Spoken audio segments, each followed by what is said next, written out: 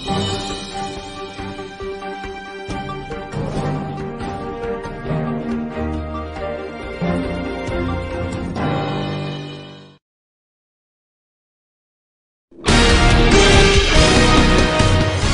Democracy Forum is a not-for-profit organisation founded in 2009 under the patronage of Baroness Nicholson of Winterbourne. Its principal goal was to work for the furtherance of democracy, peace and the rule of law in order to counter religious fundamentalism and intolerance in our global communities. In an increasingly fractured world, this goal continues to be the driving force behind all of the Forum's activities. Lord Charles Bruce is the current president of the Forum. Since its inception, the Forum has hosted and co-hosted seminars on a wide variety of topics relating to democracy and human rights across the world. The Democracy Forum encourages academics, students, journalists and other socially and politically conscious people to attend our seminars and to participate in the question and answer session. Details are available on our website, thedemocracyforumlimited.com.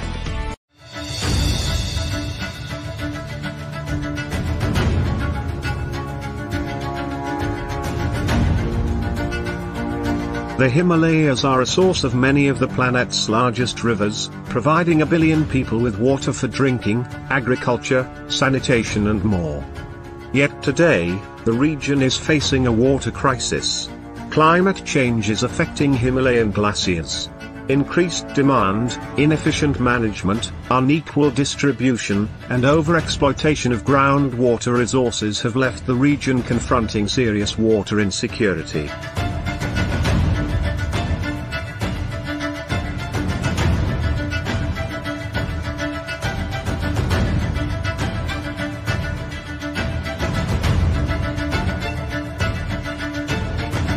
To discuss these and related issues, please join our live panel of experts, bringing your questions, comments and challenges. The event will broadcast live on all social media channels of the Democracy Forum on Wednesday 22nd of June 2022, 2 p.m. to 4 p.m. UK time.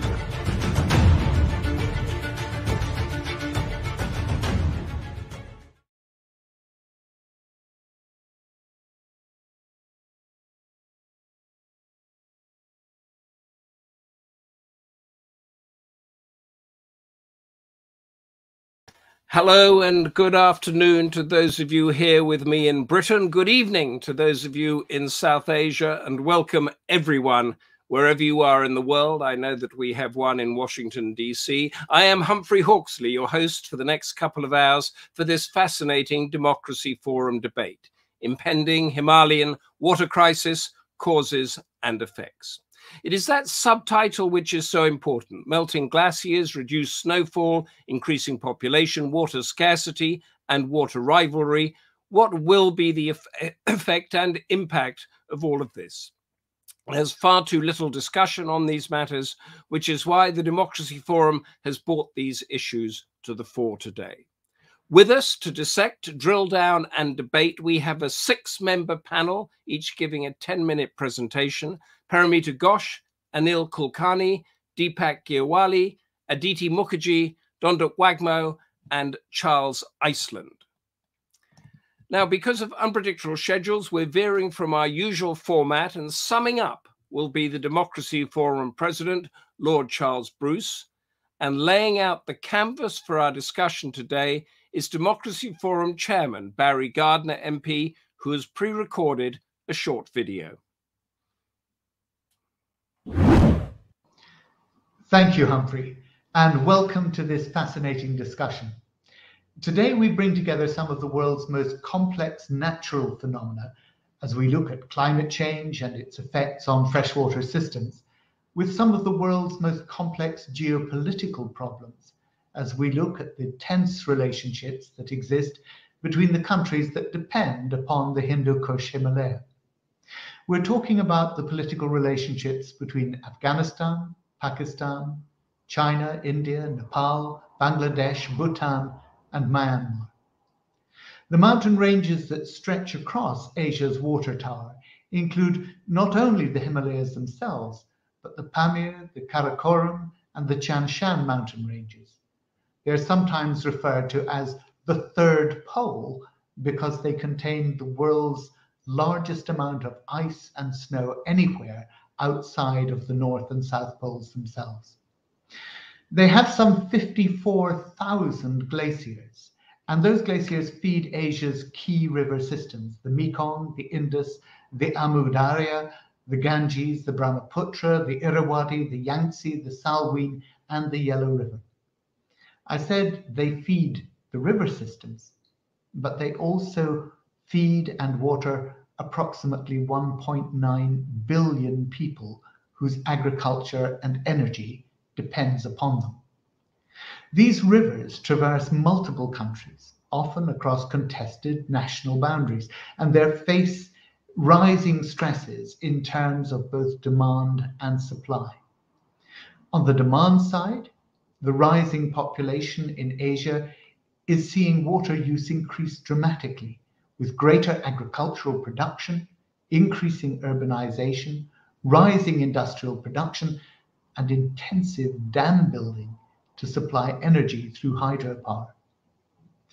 But this is compounded on the supply side by the threat of climate change. A warmer climate is melting those 54,000 glaciers that are the source of the rivers. Those glaciers have been in continuous retreat since 1970, and it's important to understand that because climate rises faster at high altitude, even if the world meets the Paris goal of keeping to 1.5 degrees, that global average of 1.5 could see a 2.1 degree rise in the Hindu Kush Himalayas. In this scenario, those glaciers will lose 36% of their current volume, as this warmer climate shifts patterns of precipitation and there's less snow to balance the glacier melt. Those changes, along with the higher temperatures themselves, will have significant impacts on food production, energy production, and of course the unique wildlife in one of the world's most biodiverse regions. Of the 240 million people who actually live in the HKH and depend directly on its resources, 1/3 already live below the poverty line, and a half face some form of malnutrition. So the threat to agricultural production immediately becomes a political issue. There are perhaps two recent important studies that have focused the world's attention on the problems in the past few years: the Hindu Kush Himalaya Assessment and Ecology Meets Geopolitics, that's water in Himalaya, Asia. Both of these show that the Himalayan rivers are projected initially to swell and then by mid-century to experience diminished flow. Ecologists and environmental scientists calculate that the new dam projects have not taken climate change adequately into account in their calculations of river flow, of silt loads, and of energy potential. And dams also threaten to intensify flooding downstream during intense downpours when the reservoirs overflow. But it's the transboundary nature of the region's water resources that creates the potential for serious political and security impacts. A recent policy briefing published in the International Institute for Applied Systems Analysis looks at cooperation and joint investments in the Indus Basin. It concludes that achieving sustainable development in the Indus Basin will strongly depend on the capacity of riparian countries to realize the opportunities that arise when joint investments across sectors and countries are embraced. Now, I suspect some of our eminent panelists may think this a rather hopeful assessment of the potential for political partnership in the region. They may conclude that Himalayan Asia's transboundary water dynamics, rather than becoming the locus of international cooperation, have the capacity to propel countries into even greater conflict because of water insecurity, and rather than aiding interstate cooperation, will actually threaten to exacerbate it. Never forget that because China controls the Tibetan Plateau, it controls the headwaters of transboundary rivers that stretch across all the 4 regions of Himalayan Asia: East, Central, South, and Southeast Asia. Yet its own needs as a country are huge. Within East Asia, China has a limited water supply and a gargantuan water demand. It has a severe internal water imbalance between its drier, thirstier north and its wetter south. And on the demand side, China's booming economy and expanding population have placed its surface and groundwater sources under extreme pressure. On the supply side, it's developed some of the world's largest hydro projects. Now, hydrologically, China is upstream of nearly everyone else, giving it a commanding position. Other countries, of course, also enjoy upstream positions, India being upstream of both Pakistan and Bangladesh. This hydrological asymmetry is matched by geopolitical asymmetry, with China possessing outsized power. China refuses to participate in multilateral forums surrounding transport boundary water use. Instead, it negotiates through bilateral economic diplomacy, such as the Belt and Road Initiative, where it holds the whip hand. China and India compete indirectly for influence among their South and Southeast Asian neighbors, with transboundary waters occasionally part of the mix. They share one critical river, the Brahmaputra. India's existential fear is that China will someday divert the river northward. And China, of course, also views India's intentions through a national security lens and sees India as a security threat. India's plans to dam the Brahmaputra tributary rivers in the Arunachal Pradesh pose a particular threat to China. But the two countries have no formal mechanism for resolving their disagreements. Hydrodiplomacy is also central to the bilateral relationship between India and Pakistan. The Indus Water Treaty has survived many periods of conflict in Indian-Pakistan relations, but it's highly questionable as to whether it's comprehensive enough or malleable enough to deal with novel challenges such as climate-driven changes in Indus water levels. The deep wells of distrust and suspicion within both countries about the other's motivations and behaviors continue to strain relations over the Indus. China, India, and Pakistan all claim to overlapping pieces of territory running along the mountainous regions that the three countries share borders with, and that form important portions of their transboundary watersheds. When problems of water supply come, and climate change makes it inevitable that they will come, then national governments may find it easier to blame their aggressive neighbor rather than to engage constructively beforehand to minimize the damaging impact to everyone. So, is conflict inevitable? The intense pressure and increasing demand for water, coupled with the impact of climate change on supply, will almost certainly give rise to internal domestic political stress.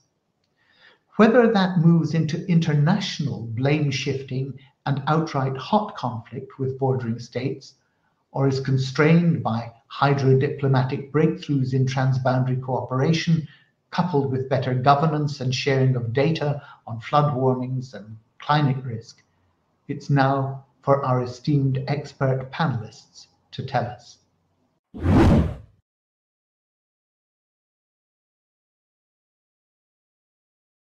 Detailed of what we're dealing with today, from hydrodiplomacy to deep wells of distrust. Our first speaker is Paromita Ghosh from the National Institute of Himalayan Environment, who has worked in the region for more than 20 years. She is going to lay out for us the challenges posed by the changing environment there. Paromita Ghosh, the screen is yours. Thank you, Humphrey. Am I audible? Please be on the first slide. First slide, the introductory slide. Yeah. Respected President, the Democracy Forum, Lord Charles Bruce, Chair, Barry Gardiner, MP, London, Humphrey Hawksley, BBC correspondent, Charles Iceland, and other invited panelists and audience across the globe. It is a pleasure to get an opportunity to speak on the topic, Impending Himalayan Water Crisis, Causes and Effects. To begin with, I'm a forest ecologist by training from Banaras Hindu University, Varanasi, India, and I'm working in the Indian Himalayan region for the past 22 years. Based on my institute's requirement, I worked on land and water resource management for a decade, and presently I'm working in the Center for Socio-Economic Development of the Institute. Therefore, I will restrict myself on the ecological and socio-economic perspectives of the impending Himalayan water crisis, causes and effects. Thank you. Next. The Himalayas give rise to the major rivers, making it a crucial ecological buffer. Apart from the Arctic and the Antarctic poles, it is the region where maximum water is stored in the form of ice and snow, and hence it is popularly known as the third pole.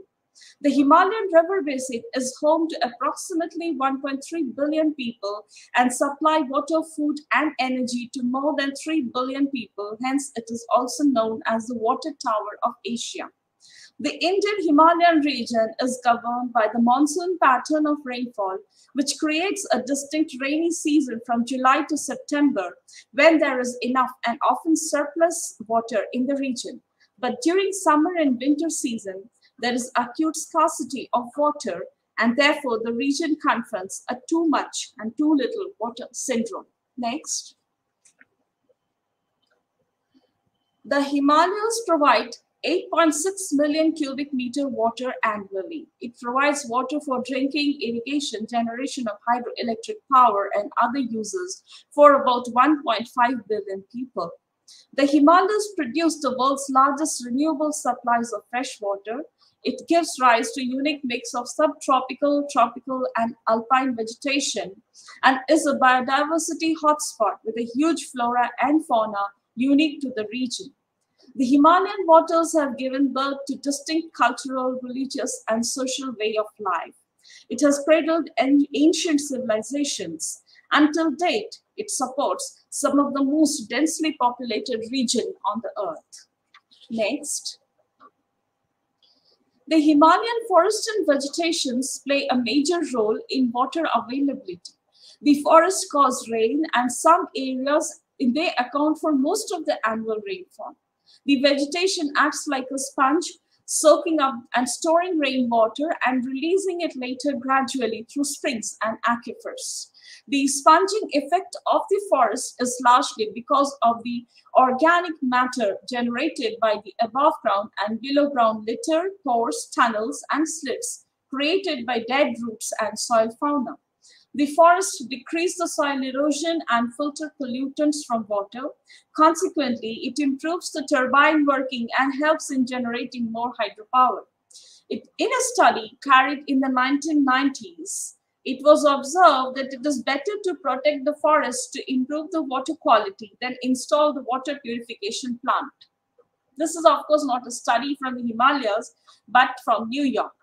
The people of New York City decided to spend $1.4 billion to protect the 32-kilometer square Catskill watershed, and this helped in saving $4.6 billion, the cost of constructing new water treatment plants, and $300 million as annual operational costs.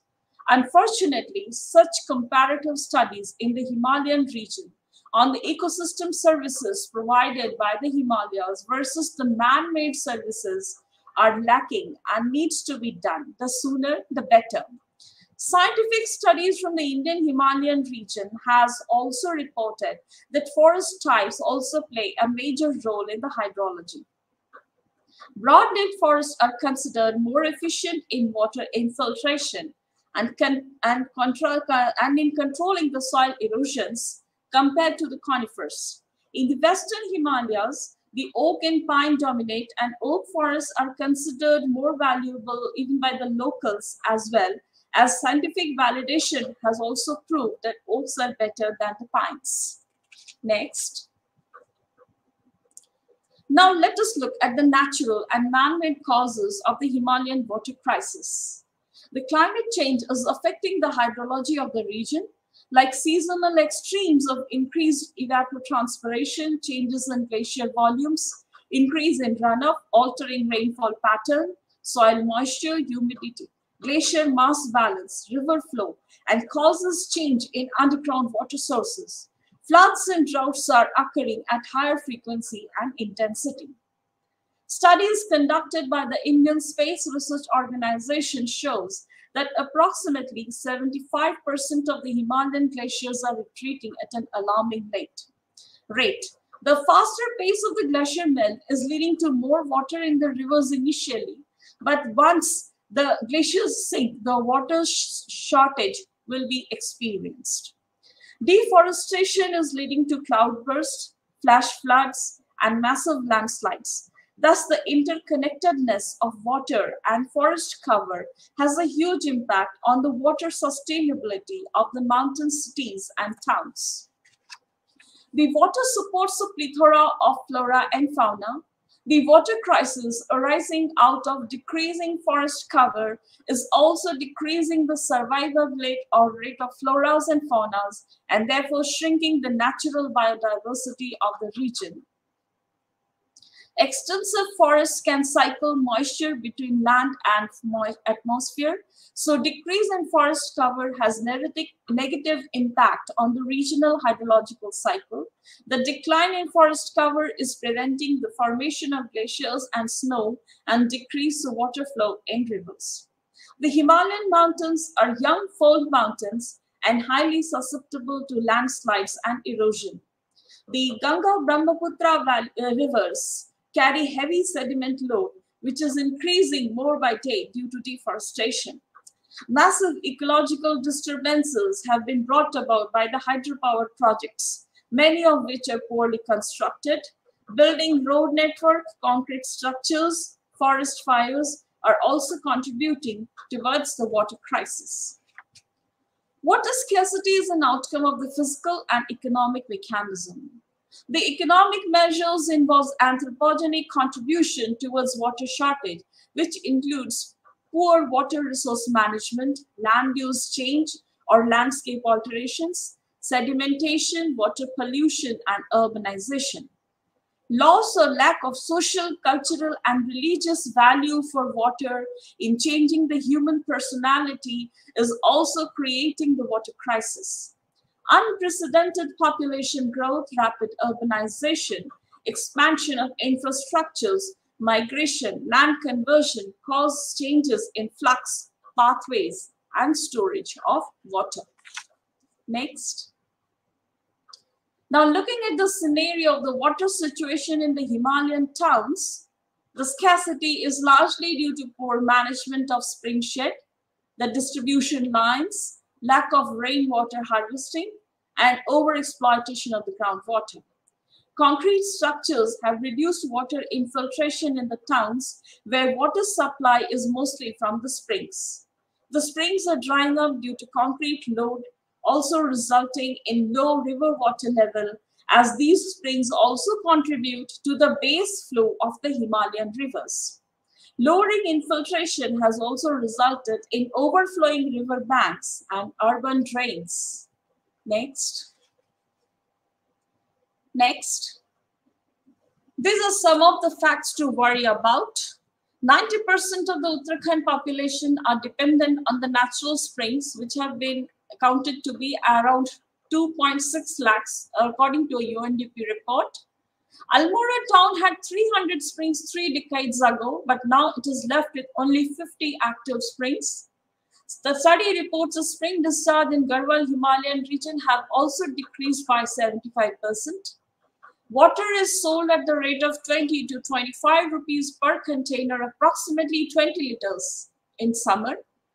Every day, a woman has to travel 4 to 5 kilometers to trek and spend 2 to 4 hours fetching a pail of water for her rural household.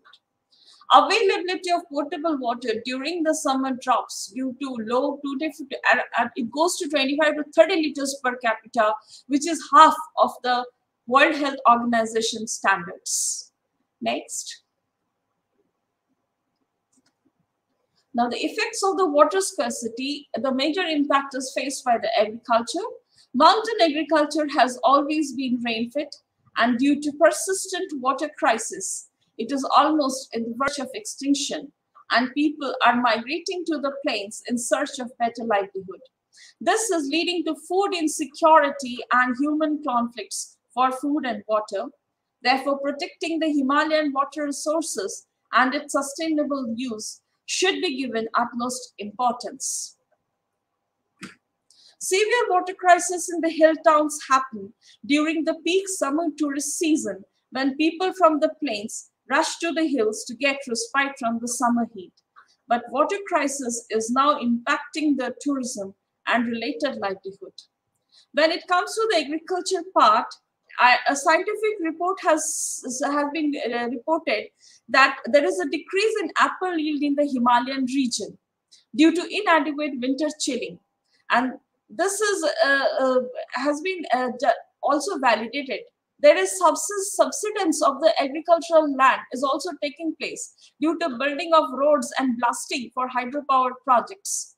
And then the worst is still to come. The debris that are generated are dumped into the rivers and choking them and creating lakes and flash floods. So apart from consumption, use and water quality and quantity is also influencing the recreational and other livelihoods like fishing, boating and rafting. Lack of easy and regular access to clean water is also giving boon to more cases of waterborne diseases. Women and child drudgery is increasing as they have to fetch water for household consumption from long distances, as we saw in the earlier slide. Next. The way forward, the lack of knowledge and awareness in understanding the glaciers, springs, and aquifers are leading to incorrect water budgeting. Therefore, there is a need to create a curricula in simple language and create local change leaders who will have knowledge of hydrological cycling in their region and will be able to motivate people in participatory conservation and management of the Himalayan waters. A huge campaign for spring rejuvenation has already been started for alleviating the rural water scarcity. Work has also been initiated by various sectors on creation of spring inventory and development and implementation of spring revival model through participatory action. A separate local watershed action plan has also been floated to counter drought, intense rainfall, and other water-related natural calamities and make climate-smart villages and towns. Capacity building in water resource management has also been intensified across the Indian Himalayan region. Our Honorable Prime Minister launched a new initiative, Mission Amrit Sarovar, in April this year, which is aimed at reviving and rejuvenating 75 water bodies in each district of the country as a part of the celebration of 75 years of India's independence, which is now being celebrated as Azadi Ka Amrit Mahotsav. Other government initiatives are Mission Jal Jeevan, Ghar Ghar Jal, and Namami Gange, that is dedicated to save the river Ganges. Development of low-cost water purification system with added minerals with help of nanotechnology, that is production of graphene and plastic waste, has been successfully commercialized to protect the Himalayan water bodies from plastic pollution and purify the water. This has been done in Kumaon University by Professor Nandagopal Sahu. Runoff water conservation through digging trenches, infiltration holes, building check dams with pine needles, and afforestation is also being done. The Himalayan rivers also fall in the transboundary jurisdiction, as already said by Parry, and therefore understanding the geography, political relationships, including the power relationships, economics, and cultural histories of nation states, sharing the water is important to create management strategies and collaborative transboundary governance of water. Thus, the Himalayan water crisis needs a multi-pronged approach wherein blending the socio-cultural and ecological aspect with hydrology will yield a better tomorrow. Next.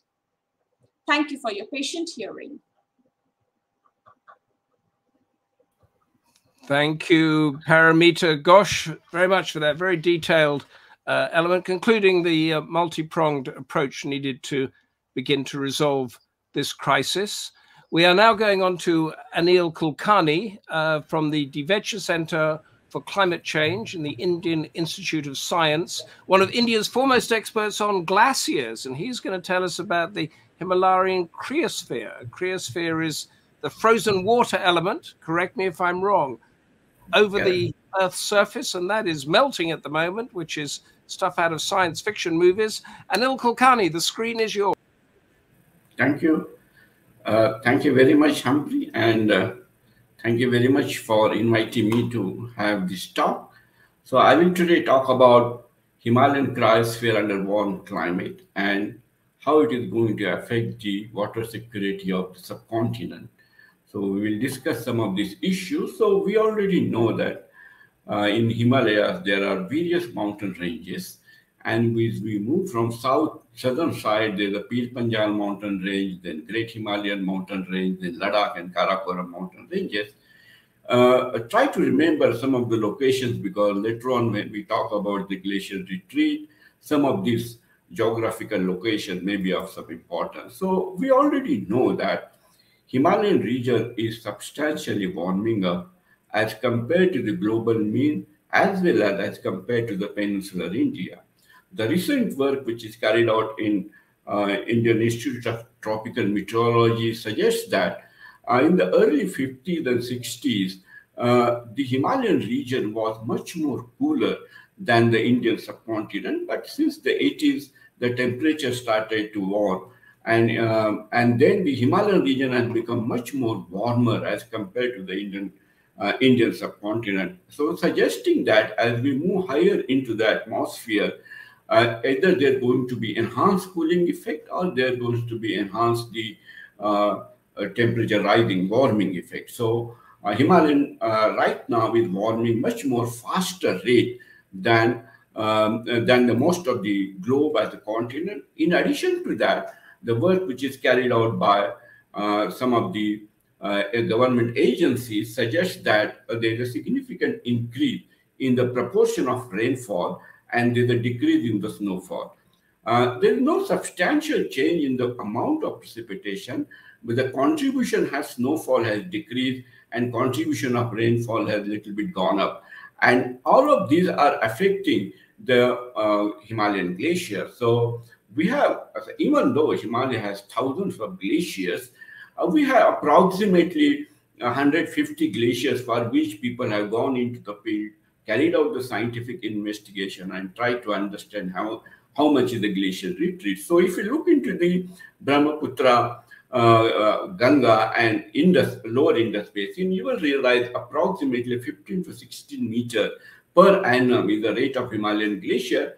But you go up into the Karakoram, which is the northernmost region of the Himalaya, suggesting that rate of retreat is substantially lower than that.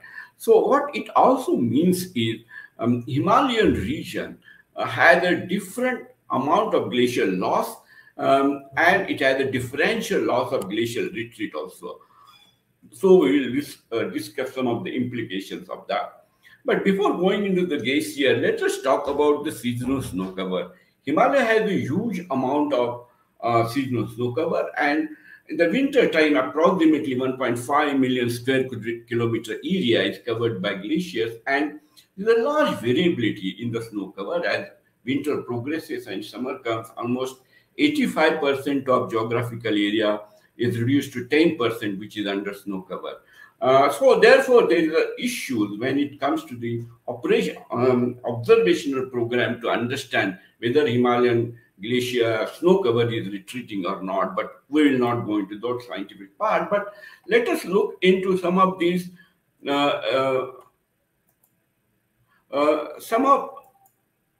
No, so there's definitely change in the snow accumulation and abrasion pattern.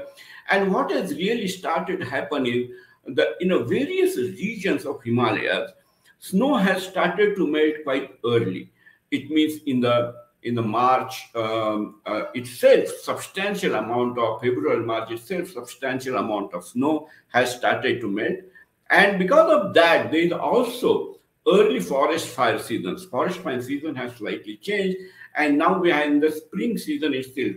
We have forest fire. Generally, we have forest fire in summer, but now we have forest fire in spring, and which is influencing snow melt, because a lot of black carbon which is generated because of the forest fire falls on the glaciers as well as seasonal snow, and which enhances the snow and glacier melt. In addition to that, there's a lot of winter tourism is taking place into the India in these days. So the combination of forest fire and tourism is causing to change snow albedo, and early melting of snow. Snow is taking place. As the influence of that, you can see it here is that there's a lot of mountain streams or mountain springs are becoming now dry. So there's a lot of vulnerability of the mountain springs. And earlier speaker was talking about there are so many mountain springs have become dry.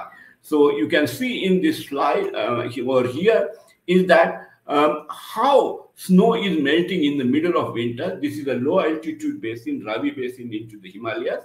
And you can see here that even in the middle of winter, there's a substantial melting of seasonal snow is taking place. So all this region is causing snow to melt early, and it is also influencing the springs into the Himalaya. Let us look into the glaciers. We already discussed that Hindukush Himalaya is approximately 60,000 square kilometer area under the glaciers, and these three basins, Indus, Ganga, and Brahmaputra, has approximately 40,000 square kilometer area. And you can see here that overall 3,200 gigaton is water stored into that. But you also have to understand that many of that glaciers are now started to retreat in much faster rate, as well as many of these glaciers are losing mass very fast. If you look into this figure, you can see wherever there is a red, which suggests that glaciers are losing almost a meter. And what it really means is there are many glaciers which are located in low altitude, whose size is very small, is losing mass at much higher rate than those who are located in very high altitude glacier, high altitude region. Obvious results that numerous mountain communities, because we have to realize one thing, that nobody settles around the big mountains, nobody settles around the big glaciers. And because of that, most of the people are settled around small glaciers. And this is one of the examples at the Como village in Spiti Valley. You can see here is that there's a small glacier there, and there's adjacent village, and which is receiving water because of the melting of these glaciers. Remember, these are reasonably prosperous communities because they have very high-end agriculture. They produce the agriculture, which is the seed gate in Spiti Basin, and that is extremely high demand globally. So that is a reasonably prosperous community. But climate change is going to change now, that the water system which is right now available may not work in future. That does not mean that community will not have access to the water, but it means the additional investment is needed to make sure that this community remains economically viable. But let us look into the bigger picture, because until now we were talking about the communities which is living into the mountains, but there are a large number of people, as it was said earlier, more than 1 million people depend upon the water which is generated into the Himalaya, and therefore it is called the water tower of this region. So you can see here that how much is contribution of snow and glacier melt into the stream runoff, and it is varying. It is varying because where you are measuring, if you go toward the Indus Basin and very high altitude, you can say has more than 75% of water which is coming from the snow and glacier. As you come towards the lower reaches, is reducing. But there are two major messages in that. As we move from Indus Basin towards the Brahmaputra Basin, the overall contribution of snow and glacier melt is significantly reducing. So Indus Basin has approximately 60% of contribution, which is coming from snow and glacier melt. Ganga has slightly lower, around 20%, and slightly around 21-22% is coming into Brahmaputra Basin.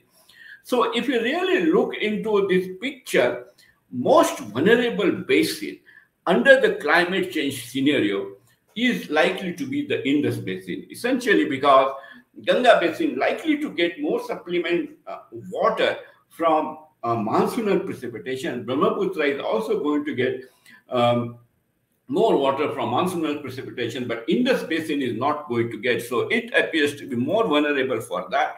And this is a recent work with the last year was done by Mukherji et al., and I am a co-author in that work, which suggests that out of the various global basins, you can see here that a couple of basins which are located, such as Indus Basin or Abu Darya Basin or numerous other basins, they are most vulnerable. So let us understand why is vulnerable, even though we have a treaty between the India and Pakistan to share the water of Indus water, even though this basin initiates from China, but China is not part of this treaty and India is only part of this treaty. India and Pakistan is a part of this treaty, and this is a reasonably successful treaty because almost since it started from the 1960s, for almost 60 years, this has somehow provided stability in sharing water between the India and Pakistan. So if you look into this treaty, overall treaty is grouped into two categories. One is the Eastern River Basin and another is the Western River Basin. So here you can see Satluj, Beas and Ravi. These are the three basins which is Eastern River Basin, and the water which is exclusively available for India.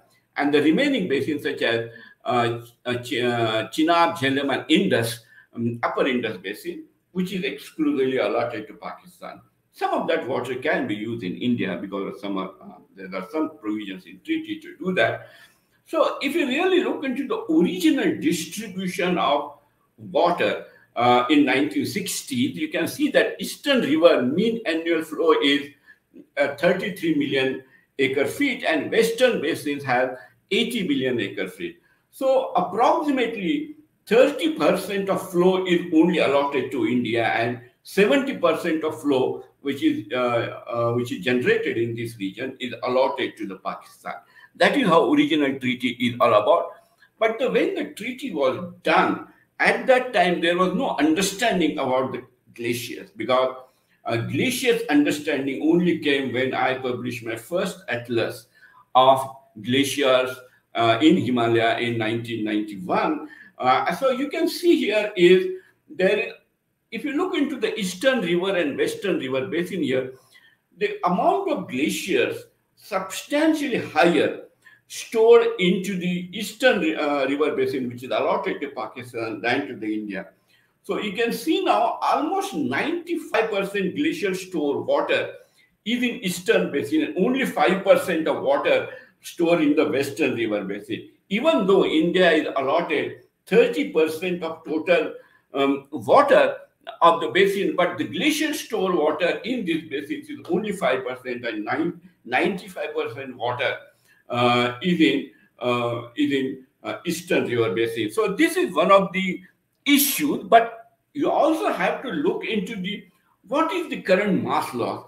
The eastern rivers are located in much lower altitude and they receive a lot of dust which is generated onto the Indo-Gangetic plain. So they are losing mass at much more higher rate.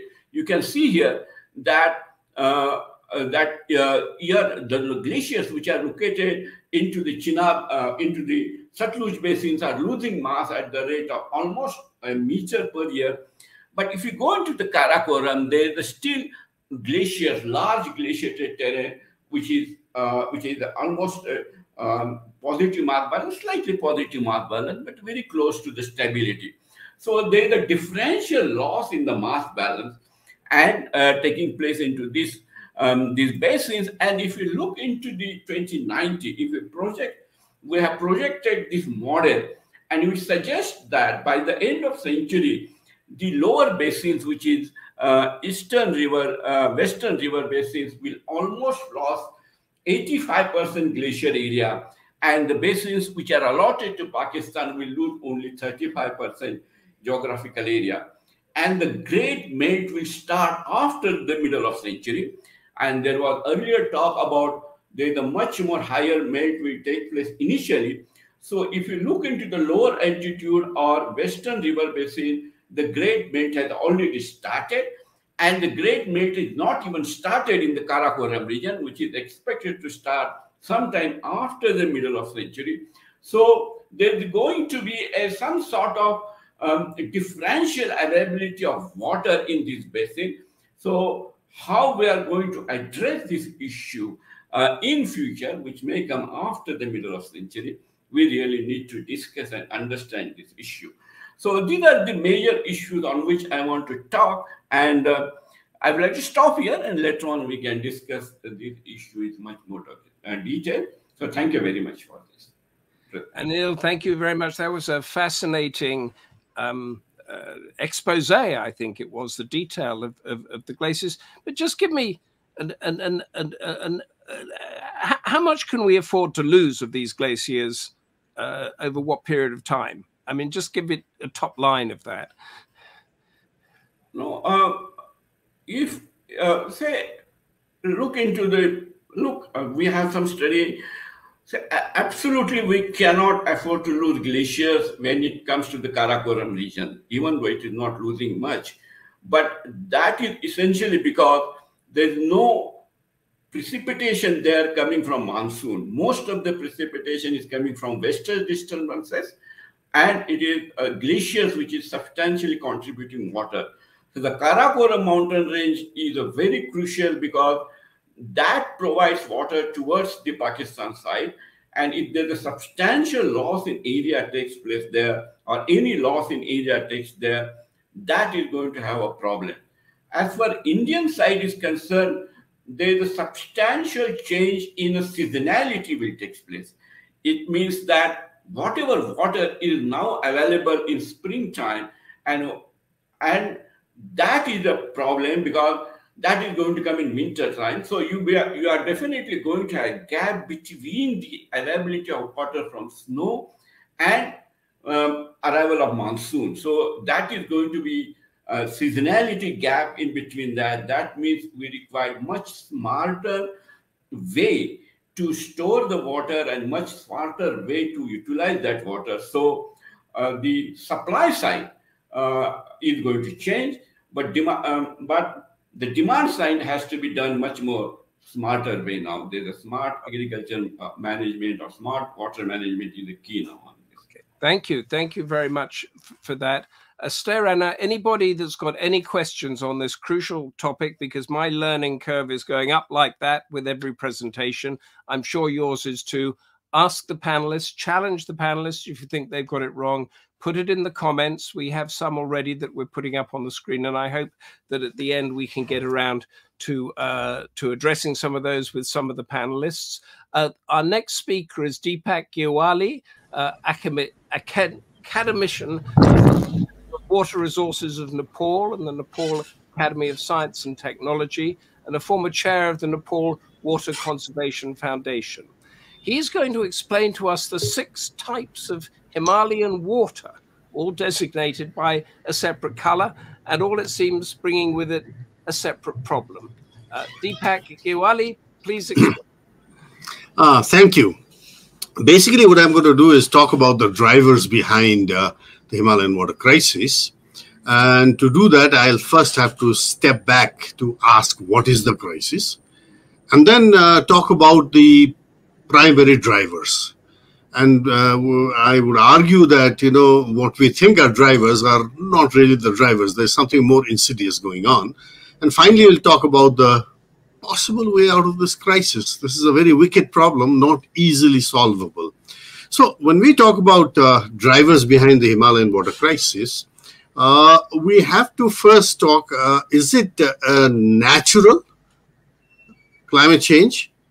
Yes, to some extent. And then wash our hands off it and wait for COPs and IPCCs to solve it, okay? Climate change, I argue, has become a very convenient narrative. It's there, it's happening, don't get me wrong. But for policy folks, politicians and others, it helps them look nice and really not address the real here and now drivers behind the water crisis in the Himalaya, Nepal in particular. I argue that it is maldevelopment, mismanagement and misuse of technology, and oftentimes bad science that's leading to this water crisis. And climate change is just going to make it worse. Okay, so to use a Nepali expression, climate change is like a boil on top of a bad goiter. It's that big goiter that's the problem. Well, on top of that, you've got a boil now. Okay, so when we address this issue, we have to first step back and ask, what is the crisis? The obvious answer is lack of adequate water. Okay, in villages, in cities, for industries, for a whole lot of other things. Okay, now to answer that, one has to deconstruct water and its development. We have to step back. I argue that there are 6 types of water in the Himalaya, each one already facing a very, unique crisis of its own. Okay, first is the white water, cryosphere, as Kulkarni would tell us. It's the water in the atmosphere, the atmospheric moisture, the clouds, the patterns of cloud movement and moisture movement. What is happening is that there is quite obvious that there is something increasing anomalies of weather, weather anomalies going on. It's poorly understood. We do not know why there is bigger and more frequent cloud bursts, why there are unseasonal droughts even in the middle of the monsoon, but it's very poorly understood. And there is not much money or policy attention to the white waters. It's one of the, the sciences on the margins, to tell you the truth. This is where actually we should be focusing more as a region, because this is one transboundary water, the white water, that really recognizes no boundaries whatsoever. Okay. Then there is the green water.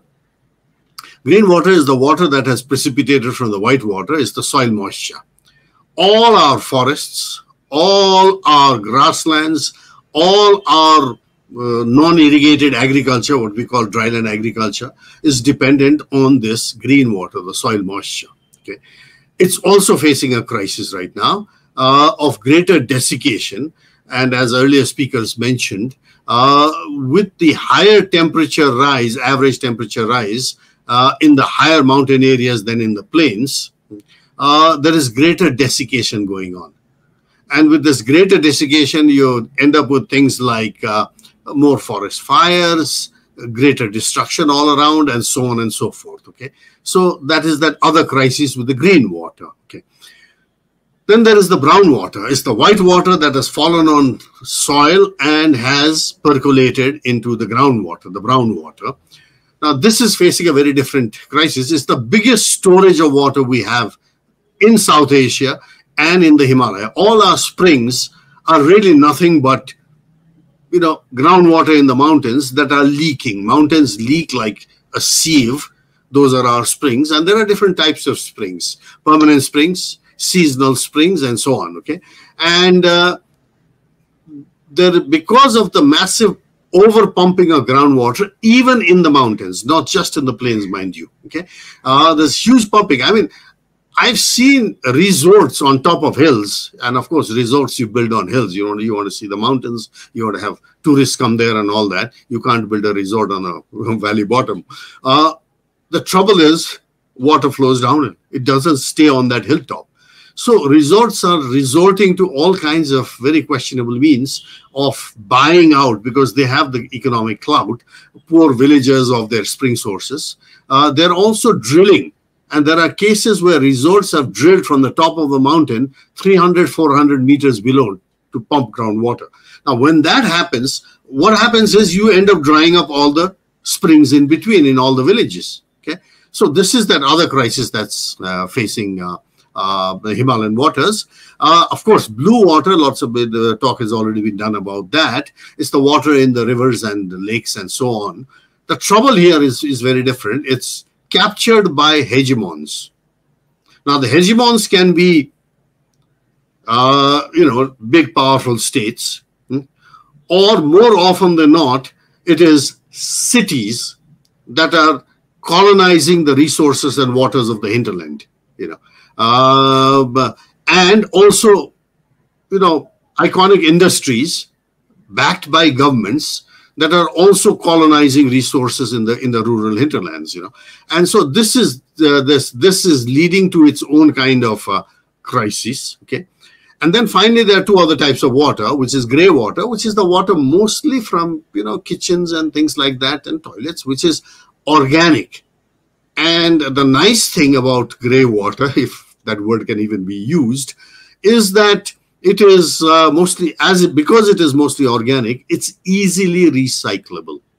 Okay, sometimes nothing has to be done. I mean, these waters can just be sent in the farms, and there's a natural process of recycling going on, or with some minimum artificial recycling, you can get water good enough to be put back into the stream or used for other purposes. The big problem is black water. This is water that is extremely polluted by industrial pollutants with very highly toxic chemicals, and also water that is polluted by agriculture through indiscriminate use of pesticide. We have mountain villages where we've been studying this, where there are pockets of great prosperity because of vegetable farming. People used to have dryland farming of maize and potatoes or a few things like that before, but now they've gone heavily into vegetable farming, which is earning a lot of money.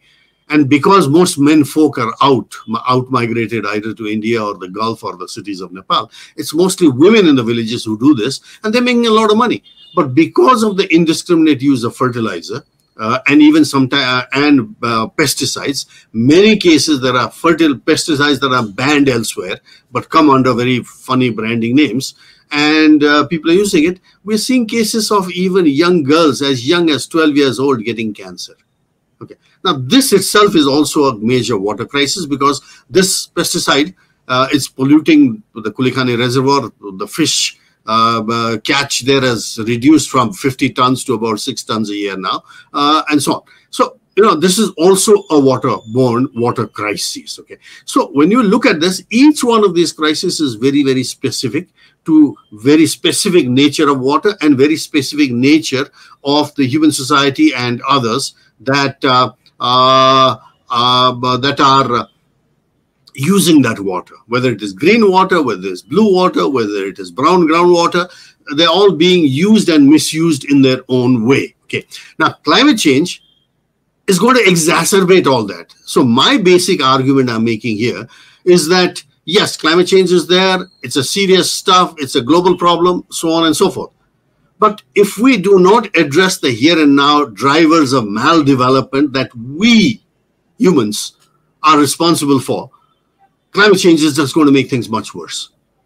And this washing of hands by policymakers of the here and now drivers, which are very difficult to address because you've got to blame yourself, okay, and your own institutions and so on. So climate change becomes a very nice excuse, to say, oh, it's all climate change. And that is a big problem. Now, to add to all this, the other drivers, the drivers that are adding to this problem are modernity-induced stress. And that stress has gone into the level of insult in many cases. And what is modernity-induced this thing? We have traditional water uses and traditional water harvesting schemes and, things like, ponds and the stone water spouts of Kathmandu Valley, 1500 years old and things like that. They're all being, sidelined and in, completely being degraded. And we're going for a new kind of system, including our waste management system, which is based on the flushing property of water. You dump them in the river and the river will flush it away. Okay, so we pollute our rivers with black and gray water. And so it's a technological misuse. I mean, you go to the high mountain areas where there are these fancy resorts coming up from for tourists, and there is one up in the near Mount Everest area, which has got these fancy toilets for very rich paying $500 a night tourists. Okay, the trouble is those toilets freeze solid in the winter, and to get them functioning for these high price paying tourists, okay, juniper that takes 40 years to grow are being cut to boil the water to flush the toilet. Okay, now these are perversities that are coming up with what we would call bad examples of modernity. Okay, it's also changing social mores about our relation to water. Some of these technical artifacts that we had traditional had social mores associated with this. Particular years, time of the year when the whole community went there and collected the water and did all kinds of things, and changed, cleaned the ponds and so on and so forth. All that is dying out. Okay, so if you look at these primary drivers, there's the other one now. One of the biggest driver of Himalayan water crisis is the one that's most forgotten. It's verticality. You may be within, let's say, 10 meters or so from a major snow-fed river. The trouble is you are 500 or 1500 meter up. So that, great Himalayan river next to you 10 meters away below the cliff is useless. You can't use it. You can't carry water 1500 meters up and down every day. And the cost of pumping is extremely high. The energy cost of it is very high. So ultimately, this verticality crisis of water has been with us for a long time. But now because of our increased demand, for vegetable farming, for flush toilets and things like that, even in villages, you find out that the water crisis becomes a water energy food crisis, a nexus crisis. Okay. So now what are these primary drivers? Now, before we address what are the primary drivers, we've got to address what were the wrong drivers that we pursued over the last 50 years. There was a famous conference in New York in 1986. I was there. In the Mohonk, it's called the Mohonk Conference. It's a nice place, the Mohonk sort of a mountain resort. And all the watershed scientists of the world had gathered there. And it was an amazing conference because the theory of Himalayan degradation, that it is these poor fecund Himalayan farmers who are going higher up in the Himalayas and cutting trees and causing flood in Bangladesh, was shown to be scientific nonsense. That first of all, even if all of Nepal or the Himalaya was a canopy of trees, the amount of landslides we get even in forested areas is going to be the same because Himalayas are very steep. The material they are made out of is about as steep as it can get. And with the intense rainfall, what we have natural, normal, mass wasting or landslides. Okay, Himalayas are supposed to have something like 30% of the whole world's landslides going on. And if that mass wasting was not there, today you would not have much of Uttar Pradesh, Bihar, or Bengal, or Bangladesh. It would be the Tethys Sea. Okay, so it is a natural process. Let's not forget. Second, when Himalayan population, there's excess population, too many brothers in a farm, and they can't divide the farm. They don't go uphill, because there's nothing uphill. There's rock and snow. Okay, they go downhill to the cities, to India, to the Gulf to find alternative employment. So this idea that the Himalayan crisis was caused by population explosion and farmers cutting trees have been shown that it's not true. It's commercial farming that caused the deforestation. And I interrupt for a second because we're very tight for time, and there's a question that's come in that I really want to put to you on this. And we can move on a bit. It's from Margaret Berry, and I wanted to you because you were the former Minister of Water Resources. Since climate change is subject to so much uncertainty, what effect might this have on environmental and socio-economic policy making? Can you give us encapsulated an answer for us on that? As I said, it's important. Climate change is happening, but unfortunately, it is sidelined. It does not really form there are nice policy statements, but in practice, things are moving in the opposite direction. I'll give you an example of Nepal. Our climate policy is so good. I have argued that, Nepal should be given a Nobel Prize on climate policy. But if you looked at the practice, our fossil fuel addiction is rising like nobody's business. And this is true across the global south. So climate change is important. There's no doubt about it. And I'm one of those in Nepal who've been studying this for a long time.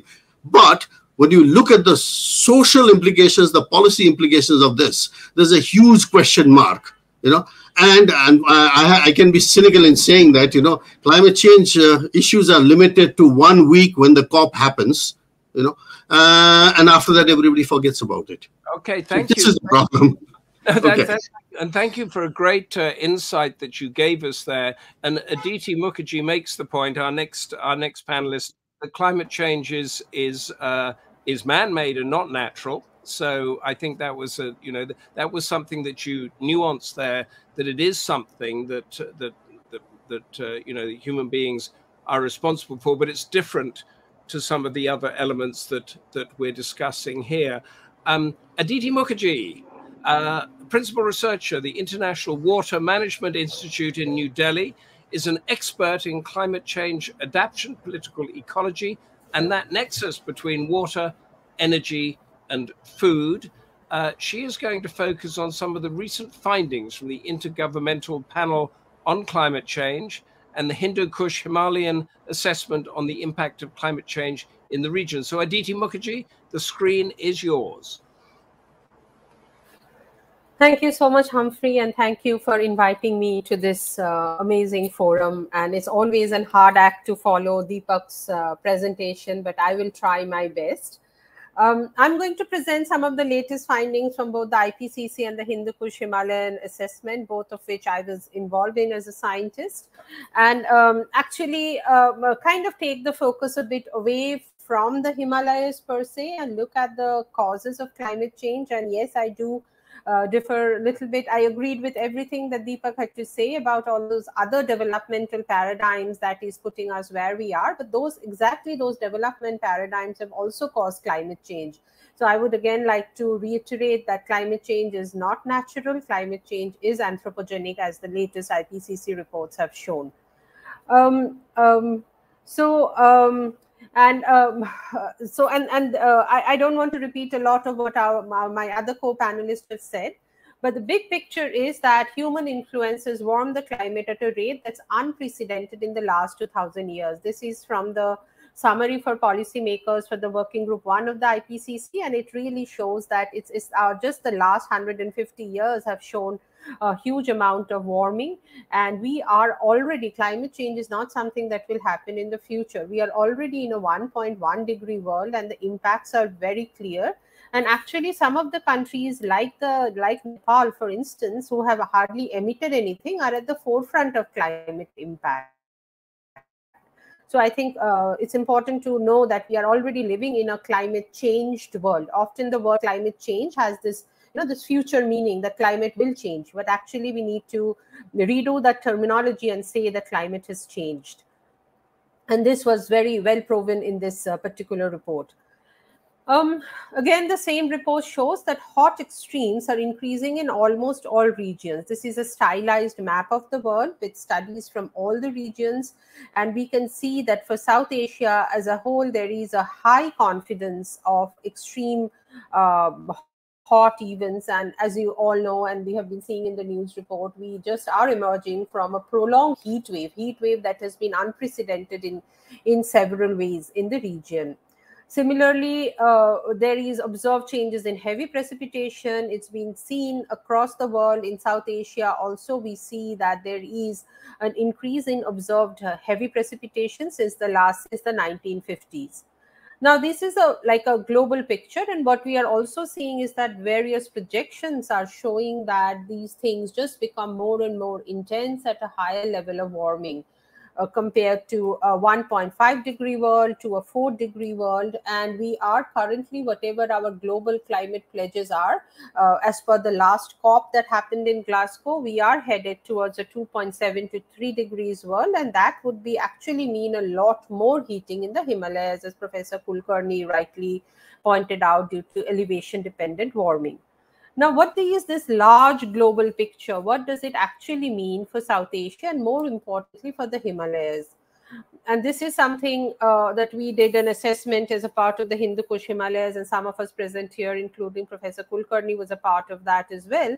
So one of the main messages of that Hindu, and also MP Barry Gardiner mentioned this assessment at the beginning of his talk.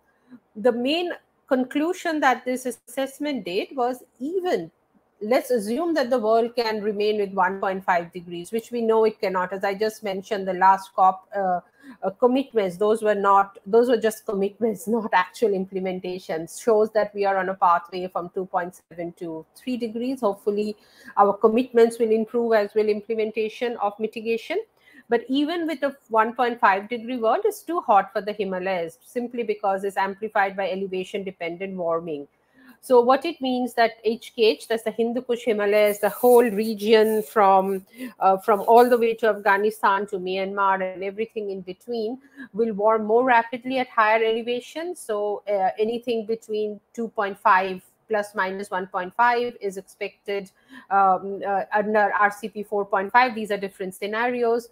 But overall, without going into too much detail, suffices to say that even by some miracle, the world is able to limit global warming to 1.5. Remember, we are already in 1.1 degree, and most scenarios are saying that there would be breach of 1.5 as soon as by the middle of next century. But let's assume that we get our act together, mitigation goes really fast. Even then, 1.5 would be too hot for the Himalayas. What does it mean then? It means that in a 1.5 degree world, it is projected that Himalayan glaciers are projected to lose up to 1/3 of the glacial volume by 2100. If we breach that and reach at a 2 degree global warming, if the global warming stabilizes at that also means a loss of almost 50% of global ice volume. These are huge. I mean, we are talking of huge loss in ice and glacier volume. This means loss of cultural heritage, not only more of the tangible of water, tangible value of water, but also the whole intangible value of water in terms of religion, culture, just the way of living will be lost.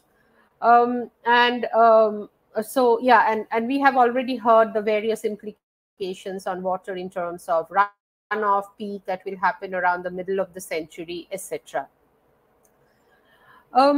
What do these changes mean for the river region's water resources? I have kept it relatively simple here, in the sense I don't have a lot of slides, but previous speakers have covered that well. So this is a picture from 2009. This is a site courtesy of Easy Mode, where I used to work earlier. So if you keep, oh, okay, this somehow didn't quite work. There was supposed to be a animation. Okay, never mind. I'll go to the next one. And I wanted to bring in one aspect around the climate justice issue. Himalayas is actually one of those areas. Himalayas, high mountains, not only Himalayas, but many other high mountains, particularly Himalayas, because here the level of vulnerability is very high, along with also the small island developing states, which are actually likely to see hard limits of adaptation. Basically, how do you adapt when the resource on which your livelihood depends simply vanishes? An example is this particular village in Ladakh, which depends on literally these glaciers. You can see how dry and arid this kind of environment is, but in between you have these green verdant valleys, and they derive their irrigation from those far away kind of glaciers that you see. And there is an intricate system of dating back to thousands of years that have a very detailed both physical systems, but also socio-cultural and human institutional systems that brings water from those distant glaciers and provides irrigation to these villages. And increasingly, it's been hard to sustain these kind of agricultural economies in these small villages, simply because the glaciers are melting faster than before, or there isn't enough meltwater that reaches on time during when they require this water. And we did work in these communities, and they were like, okay, so what can we do? And the reality is that they can do very little. They are doing all that they can do. They're migrating, they're moving to other occupations, to tourism and all of that. But the reality is that the real cause of climate change, they were not responsible for it. They have hardly any carbon footprint. Their lives are really low carbon pathway lives. And they are the ones who have contributed the least to carbon emissions and are facing one of the most severe impacts. I just wanted to also focus the discussion. There's a lot that the region can do, and my previous speakers have really talked in detail about some of those actions. I mean, just maldevelopment, the development pathways that we have followed simply does not cater to the requirements, particularly in a fragile environment like the Himalayas, and that's compounding the problems.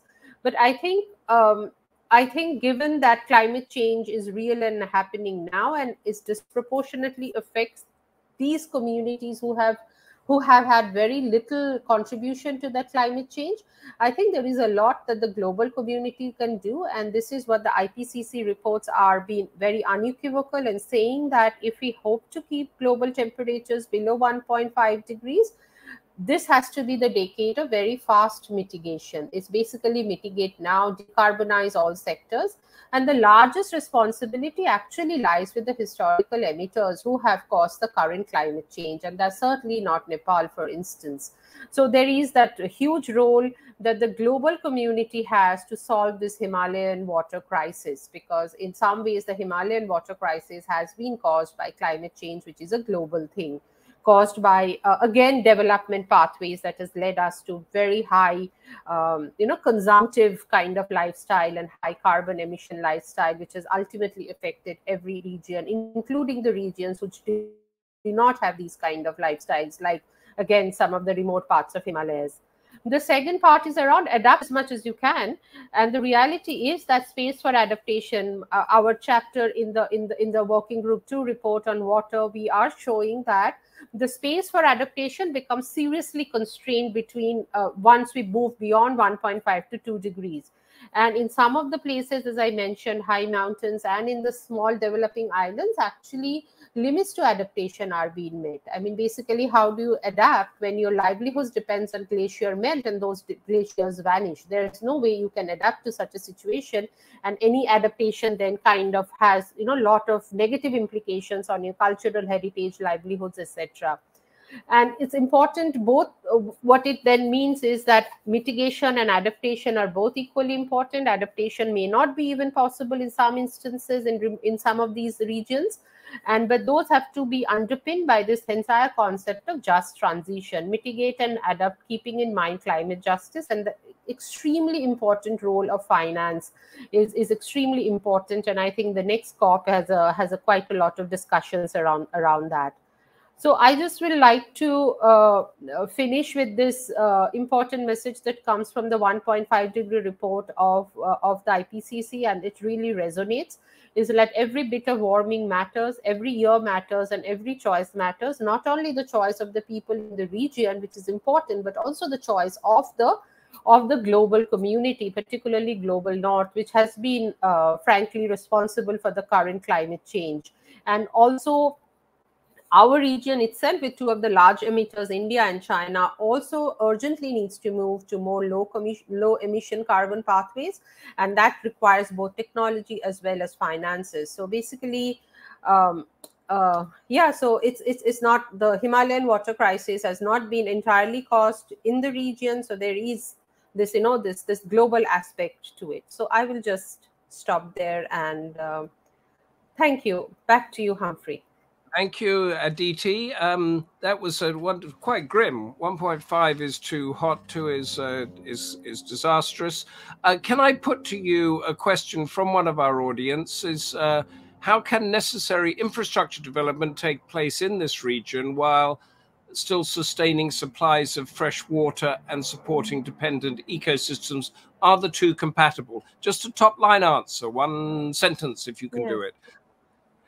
Yeah, I think and here the infrastructure, a lot of the infrastructure has been around hydropower.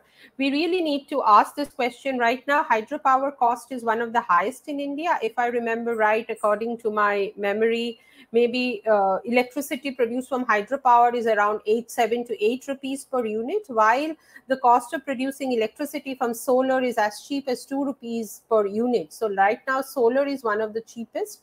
Then why do we continue to invest in hydropower and similar infrastructure in the Himalayas, where environment is so fragile, it is causing uprooting of local communities, etc.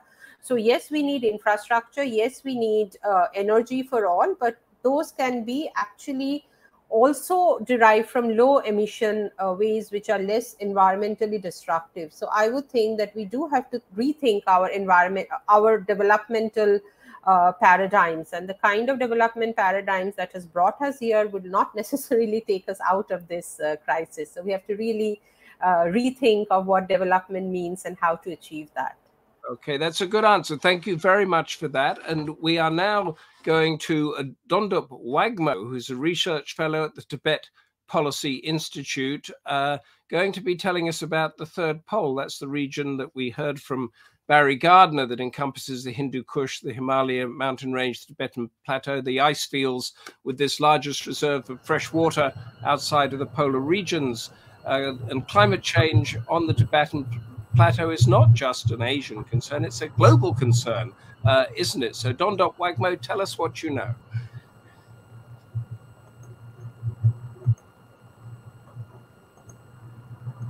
Hello? Hello, can you see my slide? Yes, we can hear you. Okay.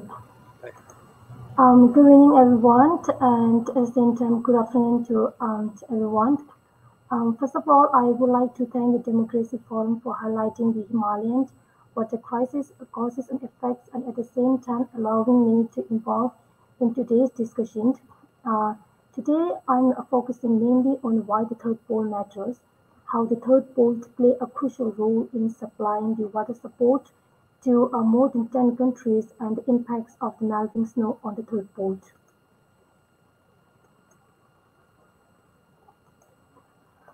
To begin with why does the third pole matter? First, we need to understand that the Tibetan plateau with the surrounding mountain ranges, the Himalaya, Karakoram, Pamir, and Tanshan ranges, and Kunlun contain the largest mass of the frozen fresh water outside the two poles, known as the third pole. Asia's 10 major rivers are also flowing out from the Tibetan plateau. Around 1.9 billion people depend upon the rivers directly for the fresh water supplies, and around 4 billion people, nearly half of the world's present population, rely upon the rivers either for agriculture or the industry.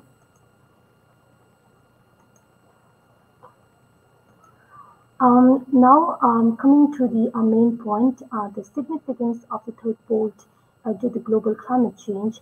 The Tibetan plateau has played a crucial role in Asia's water cycle, providing the water supply to the lower riparian countries.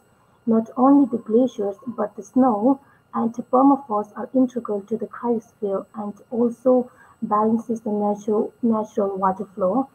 Before the Chinese invasion of the Tibet, industrialization, urbanization, and the rise in the population, the climate change in the Tibetan plateau is constant with a high altitude and low temperature. During winter, ice accumulated, and during summer, the snow and the glaciers gradually melt.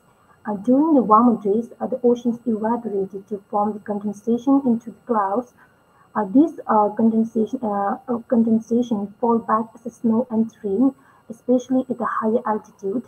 The snow accumulated as the ice and gradually melt to give a fresh water supply and also the other necessity to the most densely populated areas in the world and the source of the Asia's major rivers. So that is the symbol diagram that I tried to show it in a simpler form, how the precipitation and the temperature works in changing the quantity and quality of the glacial snow melt and the permafrost. At the present, the Tibetan Plateau is warming twice the rate at twice the global average.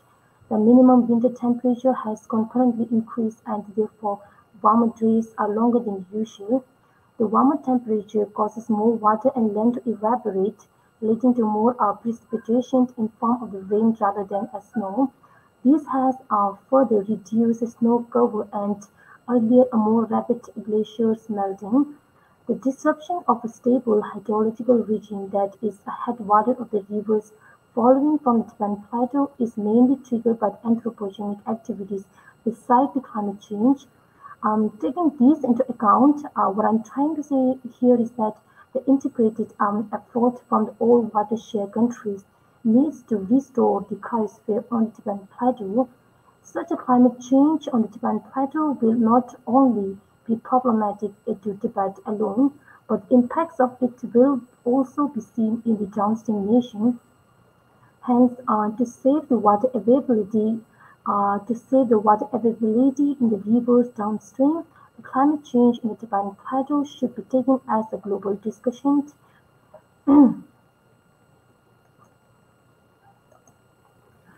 And this is the third point, how the third pole is regulating the ancient water supply and supplying the fresh water supplies to the downstream countries.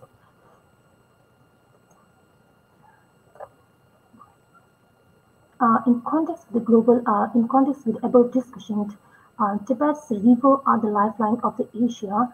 Around 150 million people depend on the Yellow River, including Tibet and China. For instance, if I have to give you the example, I have taken the Mekong River as an example. For instance, the Mekong River alone provides river support to more than 70 million people in 6 countries in the Southeast Asia. It also supports the agriculture and fisheries industry.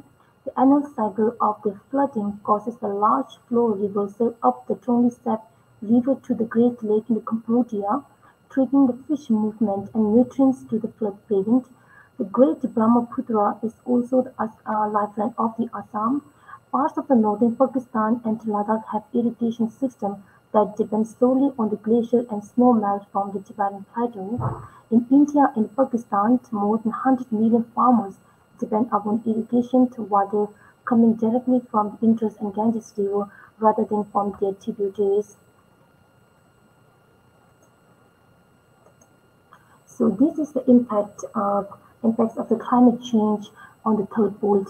My previous speaker Aditi have already stressed about it, but I'm stressing it again. According to Hindu-Kush Himalaya assessment report, even with the increase in the global average temperature capped at 1.5 degrees Celsius above the pre-industrial levels, glaciers in the region will lose 1/3 of their ice volume by the year 2100. And United Nations Environmental Program have even mentioned that 41% of the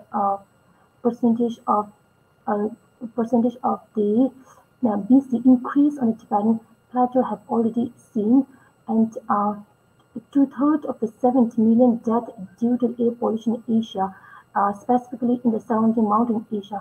These all are the impacts of the climate change on the third pole and to the downstream countries. As I have already been mentioned, at present the Tibetan Plateau is undergoing a significant warming. According to the Hindu-Kush Himalaya assessment, even with increase in the global average temperature gap at 1.5 degrees above the pre-industrial level, glaciers in the region will lose 1/3 of the ice volume by the year 2100. Moreover, model simulations have predicted that even the global average temperature stabilizes at the 1.5 degrees Celsius above the pre-industrial level, at least 1.8 degrees Celsius of warming in the Himalayas and 2.2 degrees Celsius in the Karakoram will still occur. And not only that, its impact of it are becoming more prominent on the Tibetan Plateau The glaciers' loss and retreat are highly accelerated at the third pole. ICMO 2019 report had also warned that if the warming remains the same, 45 to 63% of the glacier mass will be lost at the end of this century. Permafrost erosion is also a major consequence that can affect the water cycle, landslides, and the building infrastructure damage, and its positive feedback will further contribute to the greenhouse gas warming. And for example, the landslide has been seen frequently on the Tibetan Plateau. Not only that, but the desertification is also expanded on the Tibetan Plateau. In terms of the social impact, there is a record of the forceful relocation of the Tibetan nomads in building the hydropower project on the rivers. Therefore, what I'm trying to sum up here is that climate change in the Tibetan Plateau will change the river flow into the downstream countries and water dependency and threaten the livelihood as well as in Asia and beyond. And this is the real presentation, real image of the glacier melt in the Middle Rongbuk. And now coming to the last presentation, that what can we do to save the third pole? My first point is that how can we save the third pole? The first point is that giving importance to the ecological process vital for the sustenance of the mountain's ecosystem and natural hydrology conditions. And my second point is reducing the anthropogenic activities, which is causing the climate change on the third pole. And third, preference to the nature-based solutions and prioritize the natural system and their process. And third, China being the supreme power of the rivers following downstream, all involved countries should be integrated with China in combating the water crisis, and then to complete evaluation of the short and long-term benefit and loss of any water-related project and comprehensive environmental impact assessment, for example, building hydropower projects. Irrespective of the political instability and power within the transboundary nations, water resources should be taken care as an ecological value rather than economic value. And in the name of the development, China's continued building dams had ignored the human rights, social, and environmental impact. So hydropower projects should be built under the consensus from the local people. And addressing my last point is addressing the issue on the global level. Thank you all for your kind attention. Thank you very much for that fascinating presentation there. And I just want to give you one question from one of our audience and answer it in 30 seconds. It's a huge question, but the question is, given that many companies in the Himalayan region are supported by Chinese government officials, what can be done to lessen negative impacts of Chinese mining or dam construction? Can you give that a go?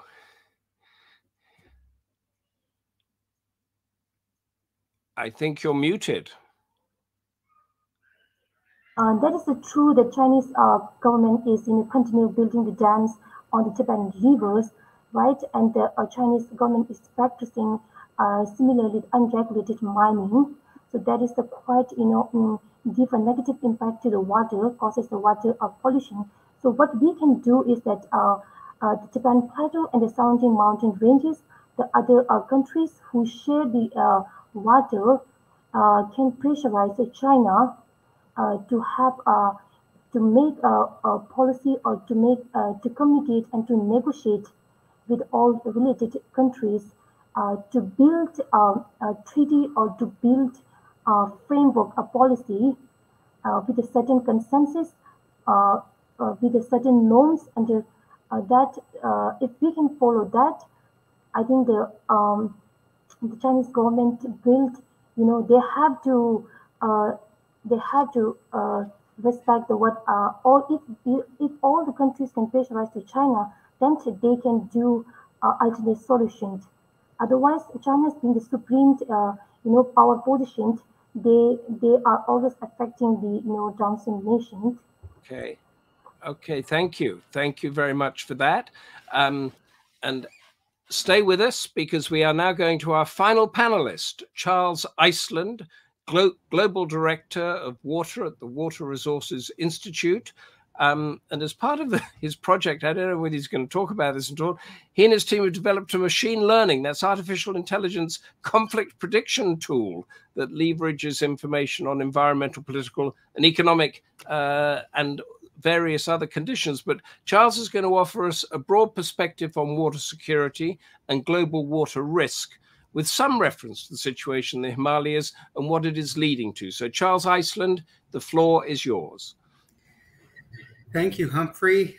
Thanks to Lord Bruce and the Democracy Forum for inviting me to speak. If you can bring up my PowerPoint, that would be great.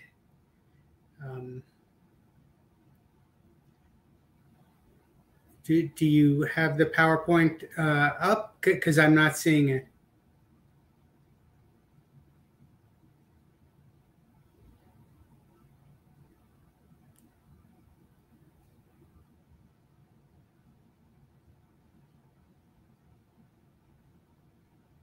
Am I supposed to share my screen?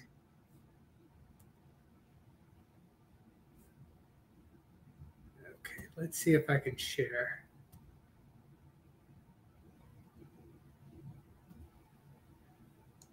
Oops. But well, you could do it without, Charles.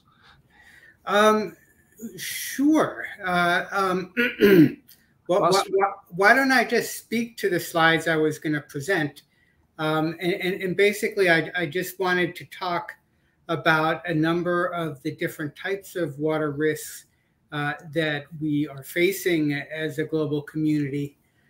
We have, first of all, the problem that in a lot of places, including parts of India, Pakistan, Central Asia, Northern China, places we're talking about here today, we're using far too much water to irrigate our crops, for drinking, for our ever-growing cities, for our industry. We're using too much water relative to what we have naturally from rainfall. And so that's leading to very high levels of water stress around the world, but particularly in the regions that we're talking about here in Asia. On top of those, that relatively chronic type of risk, we also face episodic risks. So drought risk, for example. So on top of the fact that India uses more water than it should be, sometimes, fairly frequently, it's facing drought conditions, which puts even more pressure on water resources there. On top of the problems with water scarcity, we have a problem of water quality. Other speakers have referred to the problem of untreated wastewater being dumped in Asian rivers and surface water, which eventually contaminates groundwater. There's also the big problem of contamination from farm runoff, from phosphorus and nitrogen from the fertilizer we use. And that also creates very big problems for water quality. On top of that, we need to add the fact that a lot of the poorest segments of the populations in Asia and in the rest of the developing world, people don't have access to water treatment facilities. Usually in the United States or Europe, we don't take our water directly from the river. Instead, we have water treatment facilities that abstract that water, clean it to drinking water standards, and then pipe it into our homes. But a lot of people in Asia, of course, don't have that. They have to walk long ways to fetch water from either lakes or streams, and that water is full of contaminants and pathogens. Then, of course, we have the problem of too much water, and we have floods of various types. We have river floods, which is what happens when we have excessive rainfall and rivers overflow their banks and flood the surrounding territory. We have floods from the ocean associated with hurricanes and typhoons, and they push water into coastal areas, where many of these coastal areas are very heavily populated. And then we have, with climate change, increasing problem associated with what we call flash flooding. So we have basically very heavy rainfall events in cities, and those heavy rainfall events are overwhelming the city's drainage capabilities. And so we get flooding from these heavy rainfall events in many neighborhoods that flood, destroying homes, destroying other property, and wreaking havoc on city life and livelihoods.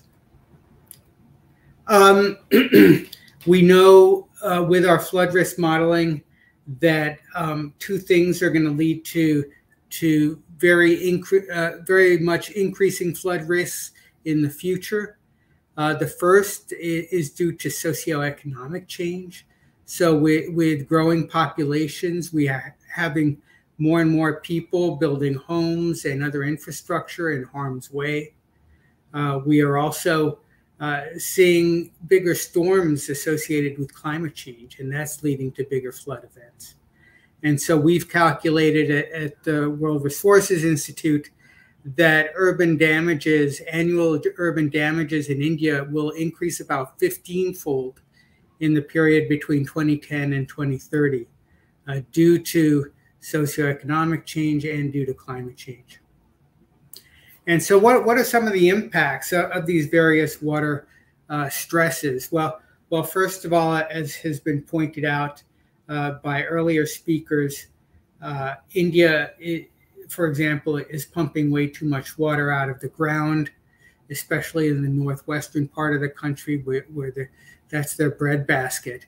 And so they're pumping water out faster than rainfall can replenish those aquifers. And those aquifer levels are falling.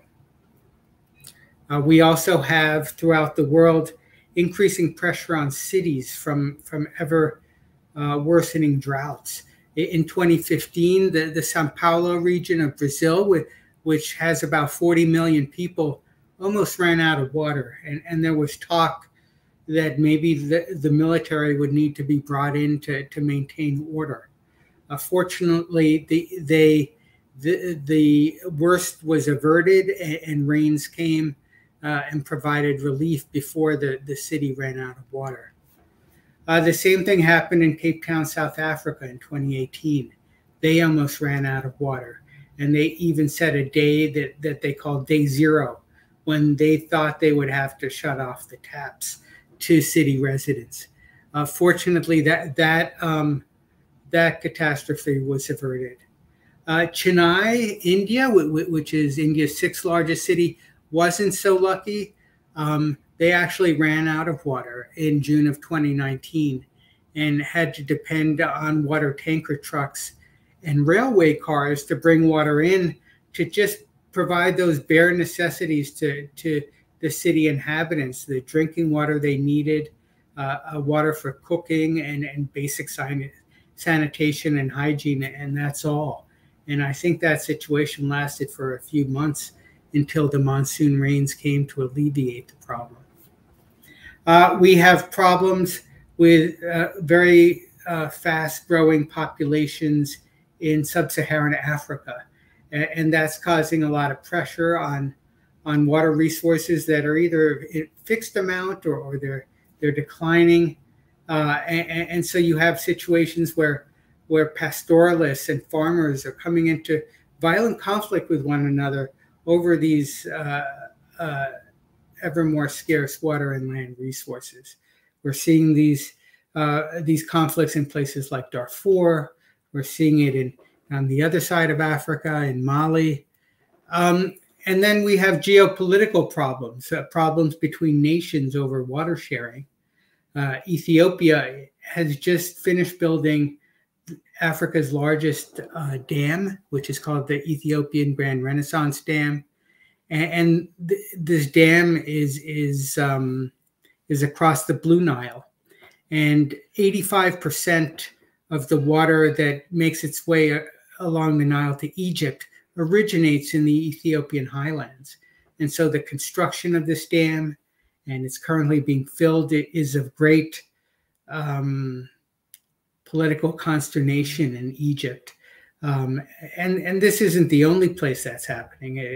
It's happening as Turkey's damming up water and slowing down flows to downstream Iraq.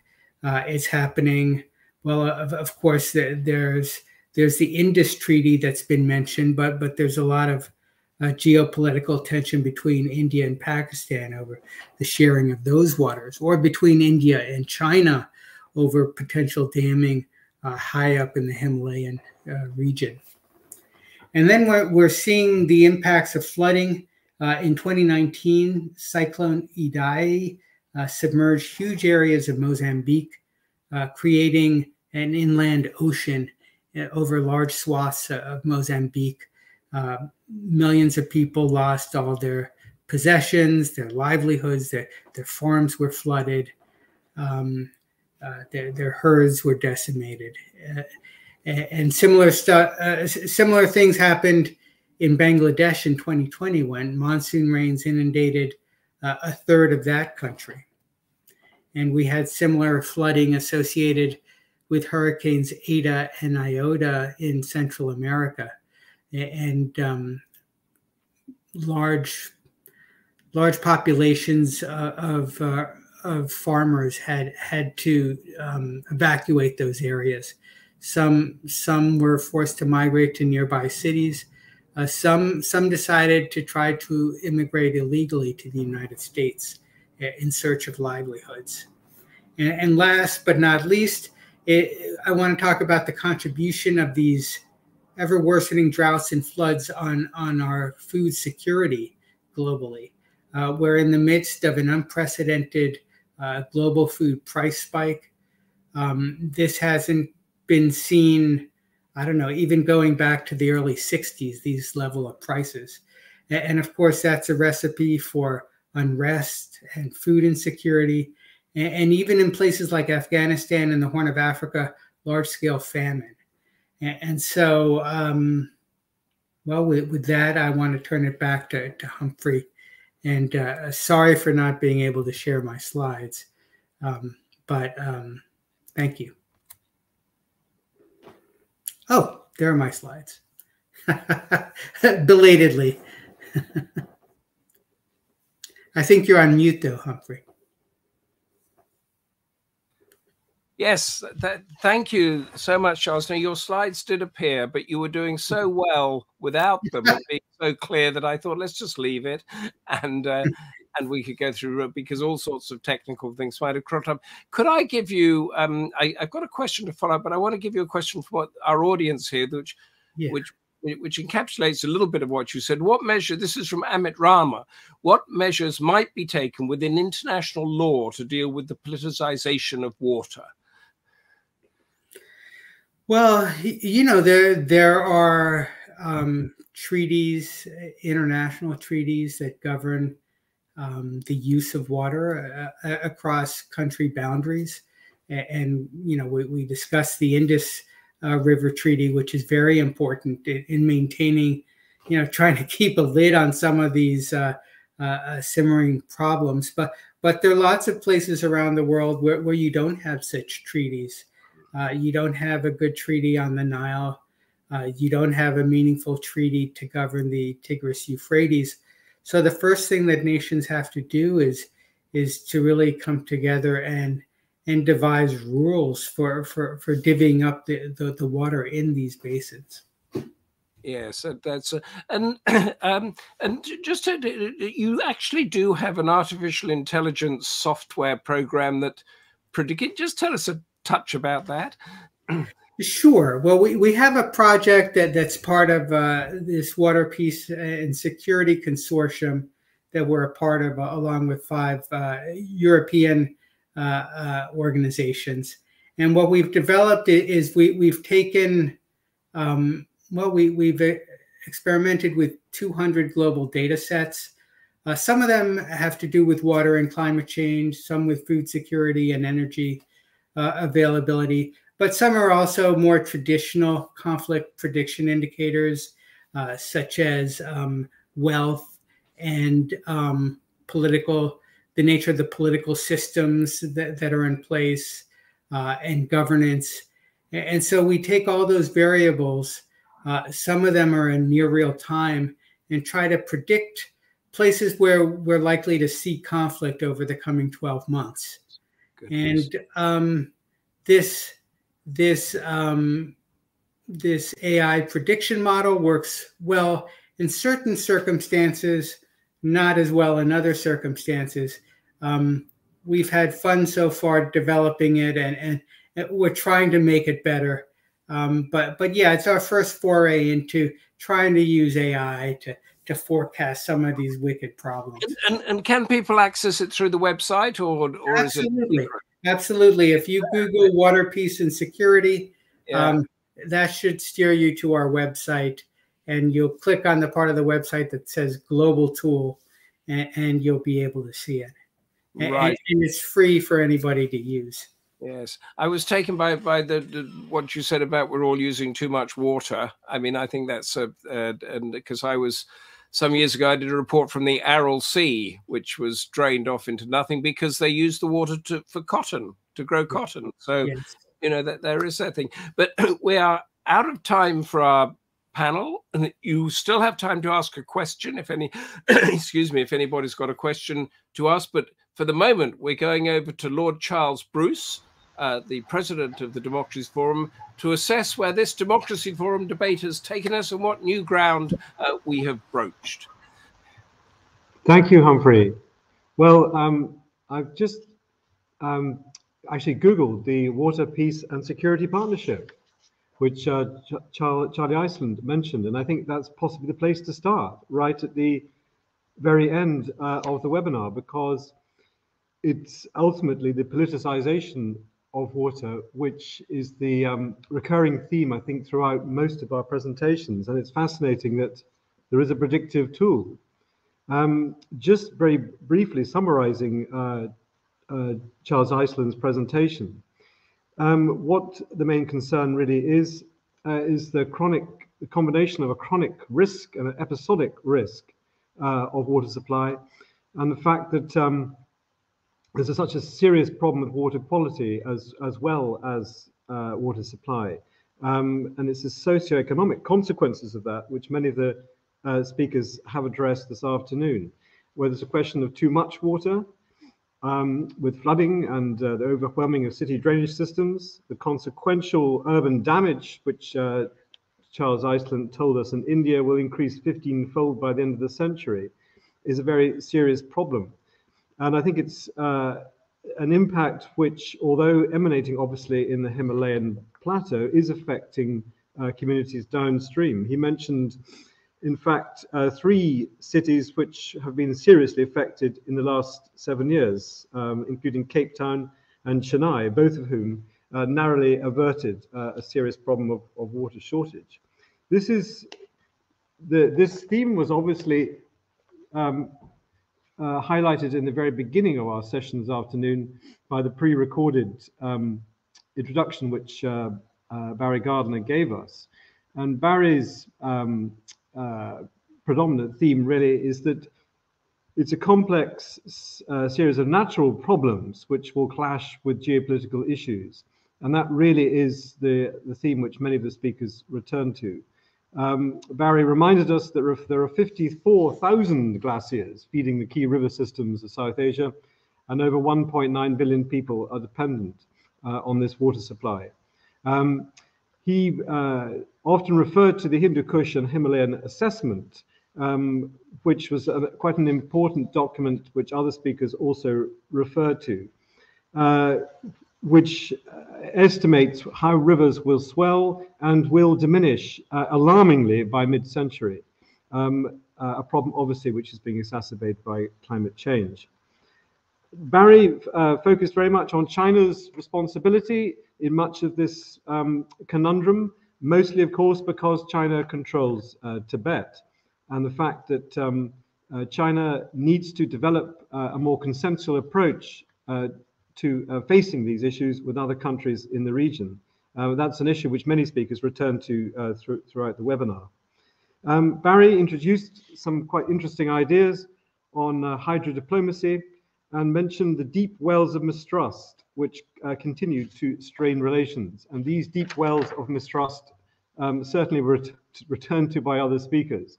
I was very interested in Paromita Ghosh's paper, where she focused very much on the impact on small communities in the Himalayan areas, where there's a striking loss of spring water. She was talking about the city in her study, Almora, which has lost 250 springs in 30 years, forcing a typical housewife now to walk 45 minutes to collect a single pail of water. These consequences for small communities in areas affected, I think, need to be taken into greater consideration. Her solution was for a campaign for spring rejuvenation, for watershed planning and proper water resource management. These initiatives were referred to by other speakers as well.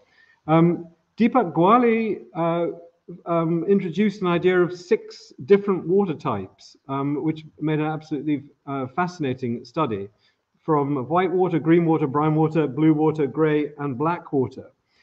His concern is that most of the crisis that we've been talking about today has been obscured by an obsession with climate change, whereas the issue concerning water quality in the way that he described it often is a problem which can be addressed more closely by communities acting more sensibly. And in fact, he referred to climate change as the bad boil on top of a goiter, a Nepali phrase which he emphasized a great deal. That presentation led on to Aditi Mukherji, who had introduced for us the IPCC 1.5 degree report, which emphasized that climate change, of course, is not a natural process, and it's the human influence on climate change over the last 150 years, which is unprecedented in the last 2,000 years. This is something that she focused on very much and suggested that we shouldn't lose sight of the fact in the West that we're historically responsible for so much of global warming. And that's an impact which has been felt by the most vulnerable communities, as we've discussed. She introduced this idea that if we are unable to maintain global warming to 1.5 degrees by 2100, by the end of this century, then we will lose at least 1/3 of the volume of our glaciers. And if that increase in temperature is at 2 degrees, we're going to lose almost 1/2. That is probably the most stark warning I think any of the speakers gave today, and it's one which I think is the most important one to take away from this webinar. I was interested very much in Anil Kulkarni's description of the cryosphere and the overall climate impact of climate change on the Himalayas, where there's a loss of snow cover up to 85%, driving the incidence of early forest fires in the spring, exacerbating further melting, the vulnerability of mountain streams, and where 75% of the Indus region water is derived from glacial snowmelt. He introduced this idea of the great inequity of the Indus Water Treaty, dividing the water rights access between India and Pakistan, that provides over 70% of glacial flow to Pakistan and less than 30% to India, again suggesting that this is going to be a major issue for conflict, which Charles Iceland's conflict prediction tool, I think, needs to be very much focused in this part of the Himalayas. And finally, we were again given a very good and very concise summary by Dondab Wangmo of the Hindu Kush Himalayan assessment, which Barry had introduced at the very beginning, again indicating that China has a great deal of responsibility for the management and depletion of the third pole. Thank you very much. much for that. And we are right on the hour. So we are out of time, as they say. What a brilliant debate that we've had. Thank you all for your presentations, and the comments and questions that came in. Thank you to our panel, Paromita Ghosh, Anil Kulkarni, Dipak Gyawali, Aditi Mukherji, Dondot Wagmo, and Charles Iceland. That insight, for your argument, for your persuasion, that 1.5 to 2 degrees, I think, as Charles Bruce said, is probably one of those chilling things that I'll take away from it. Please all join us next month, Tuesday, July the 6th. Taiwan, is it the key to the continuing world order? Hope to see you then. An equally fascinating panel. Until then, stay involved, stay safe, and goodbye. Bye. Thank you.